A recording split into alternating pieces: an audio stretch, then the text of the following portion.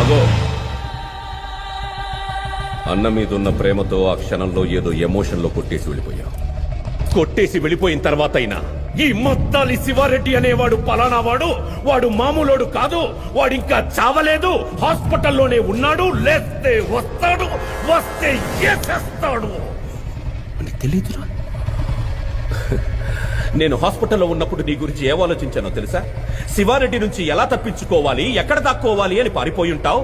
నిన్ను పట్టుకోవడానికి ఎక్కడెక్కడ వెతకాలి, ఎన్ని రోజులని వెతకాలి అని ఆలోచించా. కానీ నువ్వేంట్రా, అసలు ఈ మద్దాలి శివారెడ్డి అనే వాడే నీ లైఫ్ లో లేనట్టు, వాడితో అసలు నీకేమీ జరగనట్టు హ్యాపీగా బైక్ వేసుకుని హైదరాబాద్ మొత్తం ఇంత నార్మల్ గా ఇంత కూల్ గా ఎలా తిరుగుతున్నావురా నువ్వు? ఎవరు సార్ మీరు? ఎవరు సార్ మీరు? నేనెవరో నీకు తెలీదు. మీరేం మాట్లాడుతున్నారు? మీరు ఎవరు అనుకుని ఎవరితోనో మాట్లాడుతున్నారు?